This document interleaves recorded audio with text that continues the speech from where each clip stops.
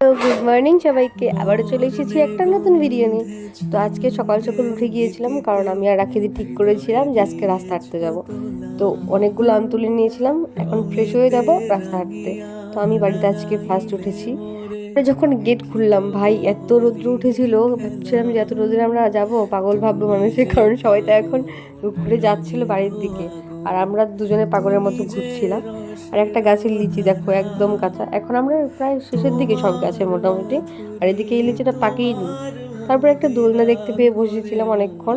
আমাদের রাস্তাটা মানে এরকমই কিছু একটা। তো যাই হোক, কানের মধ্যে তিনটে ফুলকুচি দিয়েছিলাম, তারপরে চলে গিয়েছিলাম বাজারে।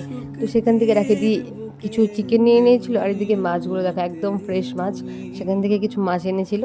আর আমার বাড়ি এসে দেখি আমাদের গাছে অনেক সুন্দর ফুল ফুটেছে।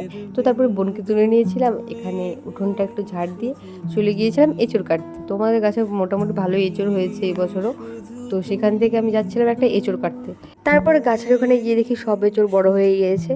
এখন কি করব, কোনটা কাটবো সেটা বুঝতে পারছিলাম না। তারপরে মনের মধ্যে একটা সাহস নিয়ে কেটেই ফেলেছিলাম।